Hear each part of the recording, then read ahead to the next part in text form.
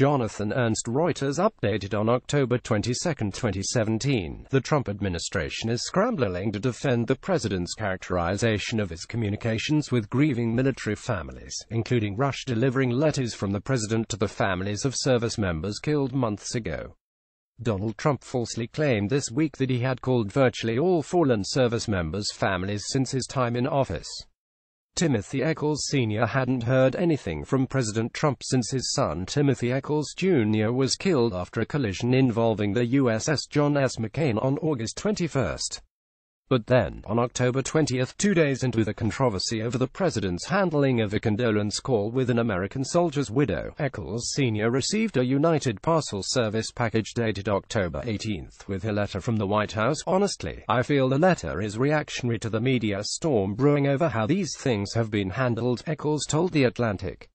I've received letters from McCain, Mattis, and countless other officials before his I wasn't sure if the fact that the accident that caused Timothy's death has still yet to officially have the cause determined played into the timing of our president's response. He added that the letter seemed genuine and even mentioned Timothy's siblings. It was a respectful letter, Echols wrote. The family of Corey Ingram, another Navy systems technician who died in the collision on the USS John McCain, also confirmed to The Atlantic they received a rush-delivered letter from the White House on October 20. A third family, of another sailor who perished in the accident, John M. Hoagland III, said they, too, received a rush delivery letter this week. A fourth family, that of Alan Levi Stigler Jr., who died in Iraq on August 14, also received a letter on Friday. It was not immediately clear whether White House condolence letters are typically sent via this expedited shipping.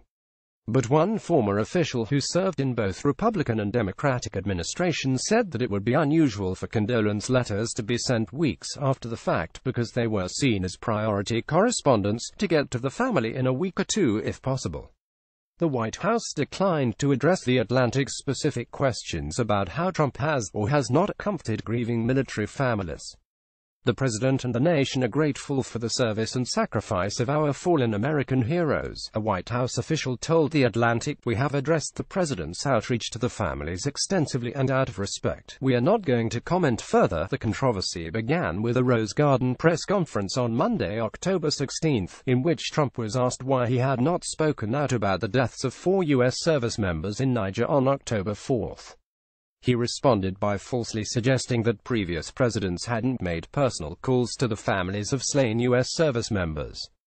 The next day, he followed up by claiming that he had called virtually all fallen service members' families, which was also false. In the past week, The Atlantic made contact with 12 families who had been identified as having lost kin serving in the military since January.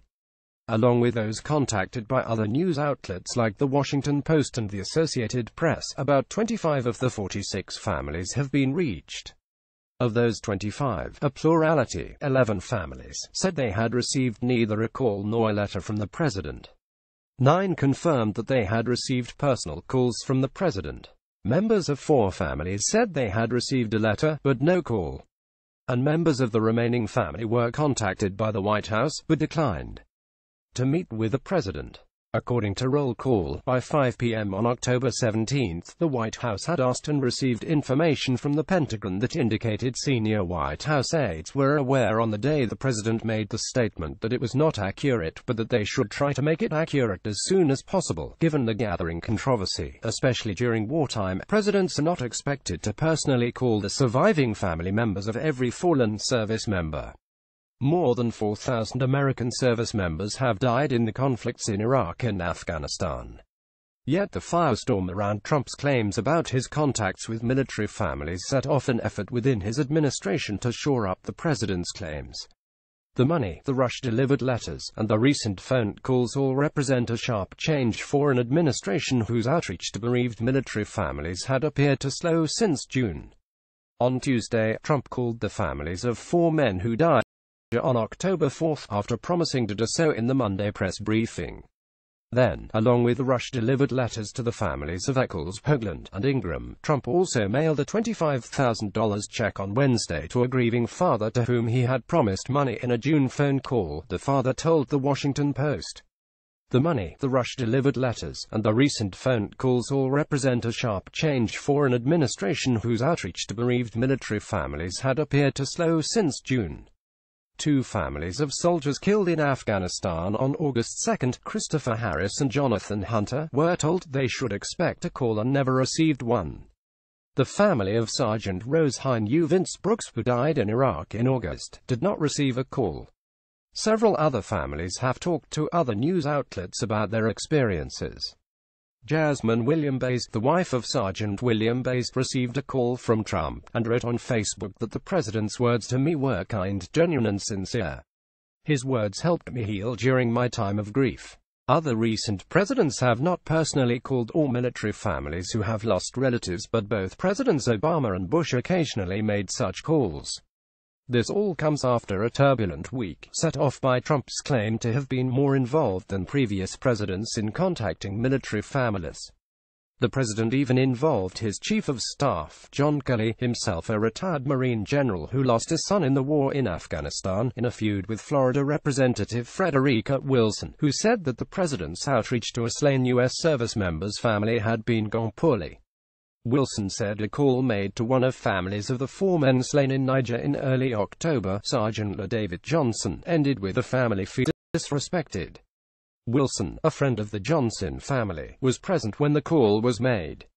Johnson's mother, Kanda Jones Johnson, confirmed Wilson's account, telling the Washington Post that the president had shown disrespect for her son and family, with statements that her son must have known what he signed up for.